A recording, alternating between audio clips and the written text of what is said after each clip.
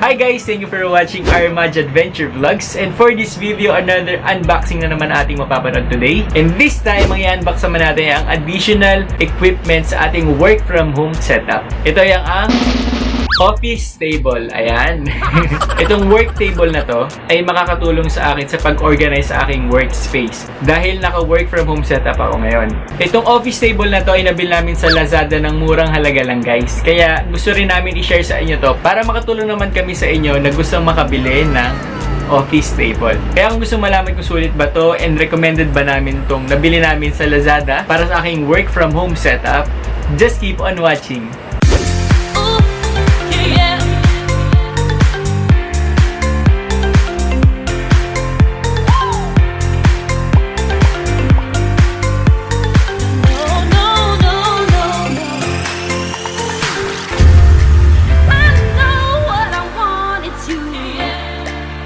Bago nga pala tayo magsimula sa ating unboxing, kung di ka pa nakapag-subscribe sa aming YouTube channel, mag-subscribe ka na! Now na! Welcome nga pala guys sa another episode ng AreNBoxing.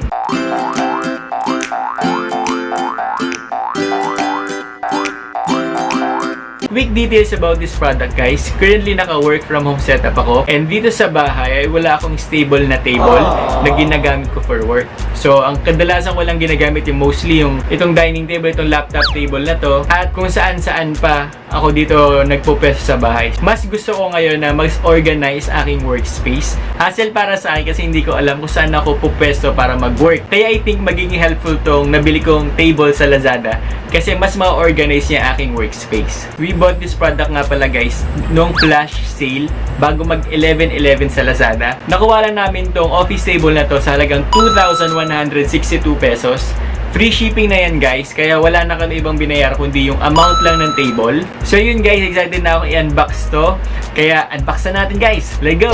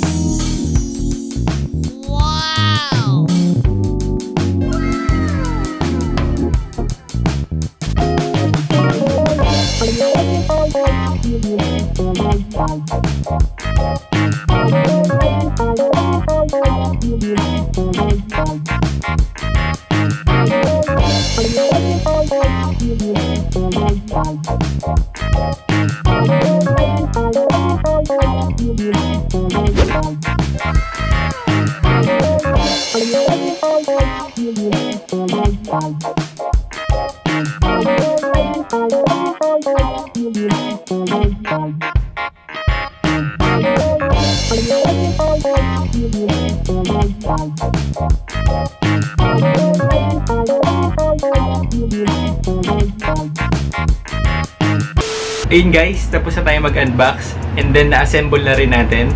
Nakita na rin natin kung ano yung file na itsura niya at kung saan siya fit dito sa aking room para sa aking work from home setup. So far, sobrang ganda niya para sa ganong halaga. So, ang overall review ko guys is number 1, sobrang budget friendly niya guys. 2,162 pesos lang ang babayaran mo. Magkakaroon ka na ng ganitong klaseng table. Sobrang cool niya guys. Next natin, kung matibay ba siya guys. Para sa akin, matibay siya dahil makapal yung nasa tabletop niya. I think 1.6 cm to. Next one, kung nahirapan ba ako i-assemble to. Sobrang easy niya guys. Para sa akin, hindi siya mahirap i-assemble dahil meron siyang manual guys na ganito. Hindi na maganda yung dumating ditong itsura ng manual pero sobrang useful niya guys. Dahil makikita mo pa dito kung paano siya i-assemble. Para sa akin good yun na merong mga instruction for assembly. Next one is spacious ba siya guys? Para sa akin, sobrang spacious niya. Actually, dito sa nakita nyo kanina is dalawa pa lang na laptop yun na ilalagay ko. Pero expect ko na gusto ko rin maglagay doon ng isa pang extra monitor. Pinaplano ko pang bumili nun guys. I think, try naman natin bumili ng extra monitor for the future. At baka yun yung next kong i-unbox. Next naman, kung may mga damage naman to table na to. Para sa akin, hindi ako nakita ng damage. Wala akong damage na napansin. May konting scratches pero hindi naman siya talaga yung totally malaki. Para sa akin is okay na yun, good na yun para sa ditong table kasi hindi naman siya talaga pinakikita. Overall guys, sobrang solid niya guys at natuwa ako sa nabili ko dito sa table na to. Nga pala guys, kung gusto nyo makita kung saan ko nabili to sa Lazada, ilagay ko yung link dun sa description box. In-order namin to nung November 10.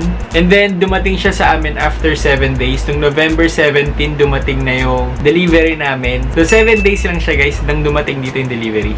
Ayun guys, that's it for the unboxing and assembly. Pati yung review dun sa table. Ngayon naman, for this video, gusto lang din namin magpasalamat kay Percy. Siya yung nag-recommend nito para bilhin namin tong table na to. Salamat sa'yo Percy sa pag-recommend mo sa table na to sa amin. Yun lang guys, if naging helpful tong video na to sa inyo, don't forget to hit the like, share, comment, and subscribe. Hit nyo na rin notification bell para laging updated sa lahat ng mga uploads namin. That's it guys. Thank you for watching and see you on our next vlog. Bye!